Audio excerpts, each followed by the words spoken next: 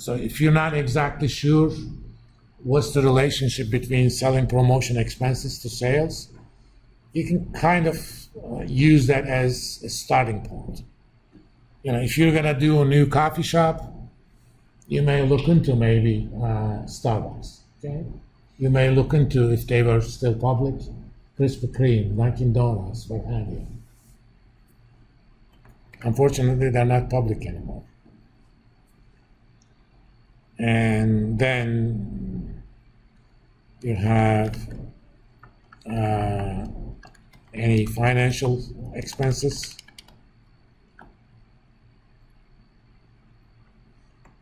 These are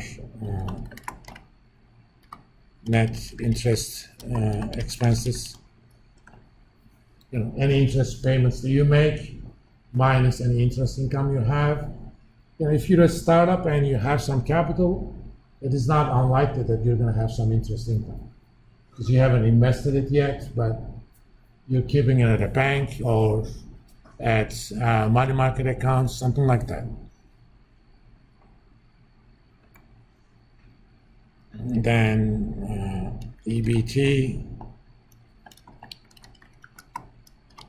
earnings before taxes. It's going to be operating profit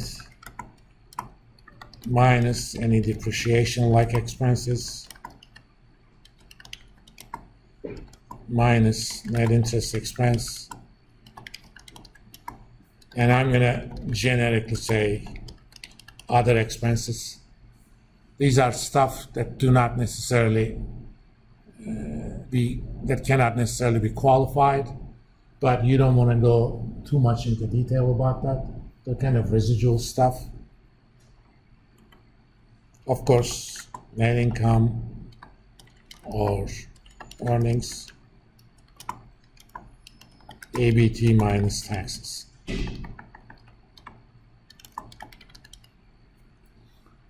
And depending upon the business, you may have tax liabilities or you may have tax credit.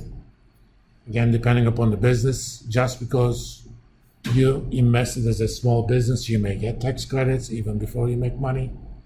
That part is determined by your business. But as you can see, most of the income statement is driven by sales. Okay?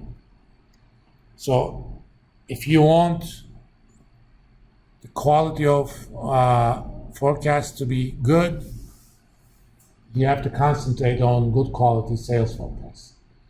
So you need to justify that. If I'm an investor, before I invest into your business, I'm going to ask you, how did you come up with that number that you're going to sell $100 million worth of stuff? I need to know.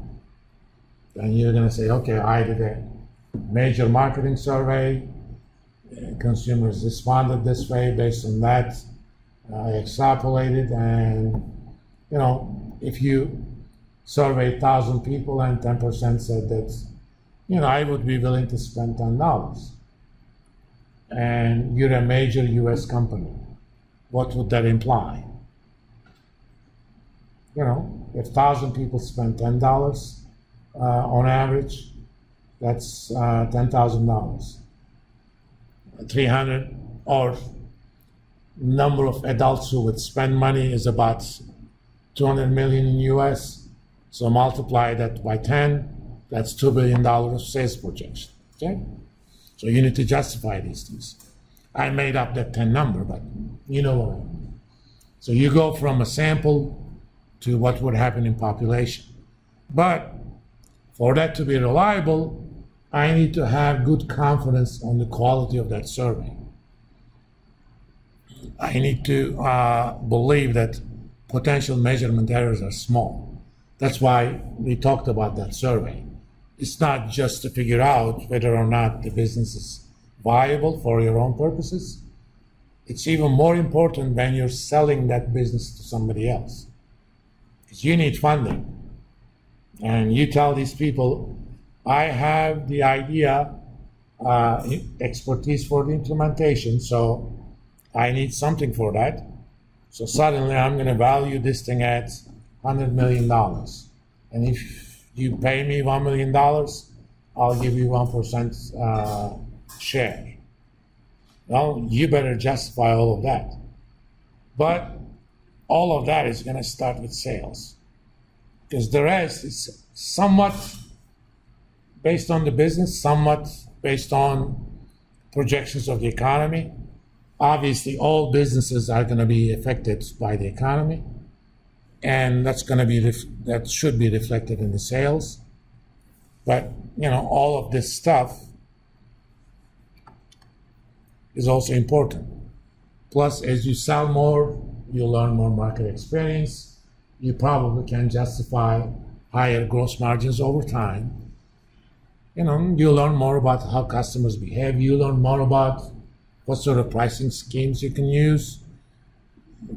Pricing is not, all of you guys have taken marketing classes.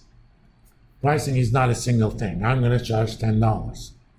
Well, you can tell them, okay, if you buy one, I'm going to charge you $10. If you buy two, I'm going to charge you $8 a piece.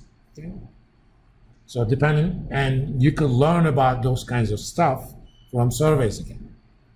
Who would be willing to buy 2 a month rather than 1 a month, or in one trip? Or if you're selling, tickets to an event, who would be buying only 1 ticket versus 4 tickets? Maybe you can do a discount for 4 tickets. Because it's a lot harder to sell 4 individual tickets than selling 4 tickets to one person.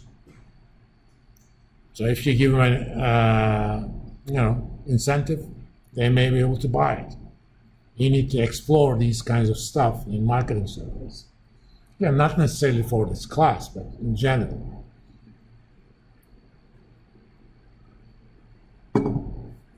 Or do your product in such a way that you make a lot more money if they buy. Example, who uses a Gillette product for shaving? We don't shave much, but yeah. What's the biggest thing with the Gillette product? What's the first thing you invest in a Gillette product? It's divided into 2 components. The razor, for example, I use Gillette 5 blades. It has a trimmer, it has vibration, the damn thing almost looks like an electric shaver. I buy that. When I buy that first, it comes with only 1 blade, okay? Then later on, I buy blades. So even if I only buy that, I'm going to spend some money. Okay? So your more experienced users or loyal users are going to spend money on blades. But those who don't like it, but they just want to try, they still give you some money. So different marketing schemes can result in different projections. How do you learn about these things? By doing your homework. Do you really think that Gillette is just coming up with those prices willy-nilly? It's not based on production costs. It doesn't cost to produce that razor a lot more money than produce the blade. But people are willing to invest into that thing because people always assume that they're going to use it. So over a long period of time, that cost per unit of blade is minimal. But we know these things. When you become a member to a gym, they pretty much tell you the first 2 months are free, right? But there's a fine print that says, unless you cancel it, I'm going to start charging you at this rate.